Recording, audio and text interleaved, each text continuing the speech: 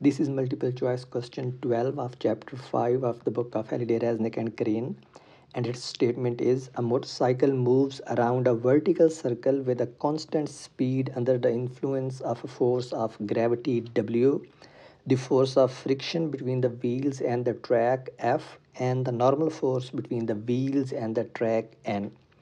तो क्वेश्चन की स्टेटमेंट हमें ये बता रही है कि एक मोटरसाइकिल है जो एक वर्टिकल सर्कल में घूम रहा है और उसके ऊपर तीन फोर्सेस एक्ट कर रही हैं। उसका वेट डब्ल्यू और फ्रिक्शनल फोर्स जो मोटरसाइकिल के टायर्स और ट्रैक के दरमियान में एग्जिस्ट करती है वो स्मॉल एफ है। और फाइनली नॉर्मल फोर्स जो ट्रैक एग्जर्ट करता है मोटरसाइकिल के ऊपर वो कैपिटल एन है। और इसको लेके हमसे दो सवाल पूछे गए हैं। जो पहला पार्ट है उसमें पूछा गया है कि which of the following quantities has a constant magnitude, के इनमें से कौन सी क्वांटिटीज़ जो हैं वो कांस्टेंट मैग्नीट्यूड रखते हैं। और हमारे पास चार ऑप्शन हैं। पहला जो है वो नॉर्मल फोर्स है, दूसरा नॉर्मल और फ्रिक्शनल फोर्स का सम है, तीसरा ऑप्शन जो है वो फ्रिक्शनल फोर्स और वेट का सम है, और जो फोर्थ ऑप्शन है वो नॉर्मल फोर्स, वेट और फ्रिक्शनल फोर्स का सम है। तो इस सवाल का जवाब देने के लिए हमें सिंपली जो बेसिक यूनिफॉर्म सर्कुलर मोशन की इक्वेशन है, जो उसके ऊपर कंडीशन है, उसको रिकॉल करने की ज़रूरत है। और वो कंडीशन ये थी कि जो सारी फोर्सेस एक्ट कर रही होती हैं किसी भी ऑब्जेक्ट के ऊपर जो सर्कल में मूव कर रहा होता है विद यूनिफॉर्म स्पीड, वो इक्वल होता है sum of all those forces equals m we square divide by r. और यहाँ पे आर जो है ये उस सर्कुलर पाथ का रेडियस है और वी जो है ये वो कांस्टेंट स्पीड है जिससे ऑब्जेक्ट मूव कर रहा होता है। तो हमने यहाँ पे देखना है कि कौन सी फोर्सेस जो हैं वो एक्ट कर रही हैं ऑब्जेक्ट के ऊपर, यानी इस मोटरसाइकिल के ऊपर। तो हमारे पास सम ऑफ फोर्सेस है एंड इट्स प्रीटी ऑब्वियस कि हमें बताया गया है कि जो टोटल फोर्सेस एक्ट कर रही हैं ऑब्जेक्ट के ऊपर यानी मोटरसाइकिल के ऊपर वो नॉर्मल फोर्स है और फ्रिक्शनल फोर्स है और उसका वेट है। तो n plus F plus W this should be equals to M we square divide by R. तो हमारे पास ये तीन फोर्सेस हैं और हम देखें कि इन तीनों फोर्सेस का जो सम है वो किसके इक्वल है, M we square by R, जो कांस्टेंट है मैग्नीट्यूड में, क्योंकि मोटरसाइकिल का मैस एम फिक्स्ड है, उसकी स्पीड फिक्स्ड है, बताई हुई है हमें कि वो कांस्टेंट स्पीड से मूव कर रहा है, और सर्कुलर ट्रैक का रेडियस फिक्स है। तो ये राइट हैंड साइड जो है ये कांस्टेंट है। तो इसका मतलब है इन तीनों फोर्सेस का जो सम है वो कांस्टेंट है। तो हमारे पास जो ऑप्शन डी है वो करेक्ट ऑप्शन बनता है यहाँ पे पहले क्वेश्चन का। एक और बात जो जहाँ पे देखने वाली है वो ये है कि ये जो लेफ्ट हैंड साइड है जिसमें फोर्सेस का सम ज़ीरो है, ये सारी फोर्सेस हमने वेक्टर फॉर्म में लिखी हैं। इनको हमने अभी स्केलर फॉर्म में नहीं लिखा।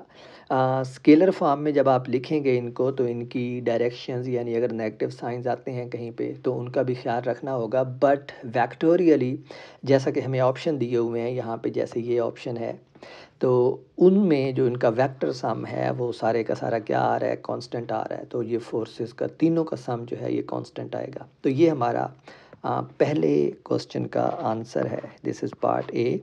और पार्ट बी जो है उसमें हमसे पूछा गया है which of the following quantities when non zero is always directed towards centre of the circle, कि कौन सी क्वांटिटीज़ हैं जो जब नॉन ज़ीरो हों तो उनकी डायरेक्शन जो होगी वो सर्कल के सेंटर की तरफ होगी। तो इसमें हमारे पास फ्रिक्शनल फोर्स है, दूसरे ऑप्शन में वेट है, तीसरे ऑप्शन में वेट और फ्रिक्शनल फोर्स का सम है, और चौथे ऑप्शन में नॉर्मल फोर्स और फ्रिक्शनल फोर्स का सम है।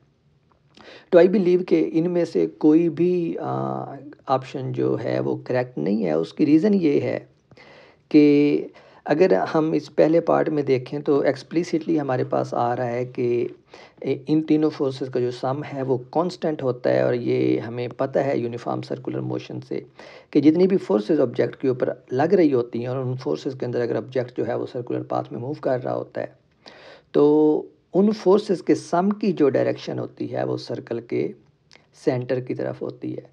तो जो करेक्ट ऑप्शन होना चाहिए वो normal force plus frictional force plus W होना चाहिए, जो कि ऑप्शंस में नहीं है।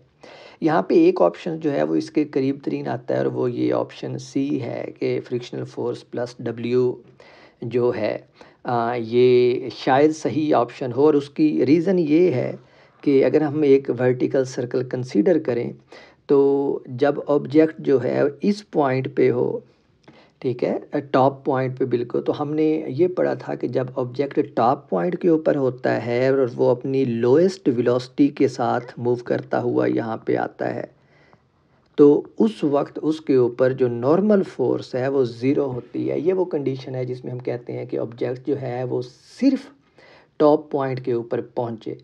तो उसके ऊपर कंडीशन ये होती है कि उसकी वेलोसिटी इतनी कम होती है कि उस पॉइंट के ऊपर जो नॉर्मल फोर्स है वो ज़ीरो होती है। तो उस सिनेरियो में हमारे पास ये ऑप्शन डी या सी जो है ये सही बनता है, और शायद ऑप्शन राइटर के माइंड में भी यही ऑप्शन था। बट यहाँ पे जो एक और चीज़ देखने वाली वो ये है कि हमसे ये पूछा गया है कि उन फोर्सेस का सम जो है वो सर्कल के सेंटर की तरफ हो। तो टॉप के ऊपर तो ये सम जो है ये सर्कल के सेंटर की तरफ बनता है, लेकिन अगर हम बॉटम पॉइंट कंसीडर कर लें इसी सर्कल का, तो इस बॉटम पॉइंट के ऊपर इन दोनों फोर्सेस का सम जो है वो सर्कल के सेंटर की तरफ नहीं है बल्कि सेंटर से अवे है, यानी इस डायरेक्शन में है। तो इस लिए हमारे पास ये ऑप्शन सी जो है ये सही नहीं है, although it comes close to being correct. तो जो करेक्ट ऑप्शन है आई बिलीव वो अगेन इस केस में भी यही वाला होना चाहिए कि इन तीनों फोर्सेस का जो सम जो है वो सर्कल के सेंटर की तरफ होगा। उस जो सम के बाद जो फोर्सेस आएंगी, जो हमारे पास टोटल फोर्स आएगी, उसकी डायरेक्शन सर्कल के सेंटर की तरफ होगी। That's what I believe is the correct answer, but I'm not sure about it. I'm sure about it. Like as much as I know, I believe it's correct.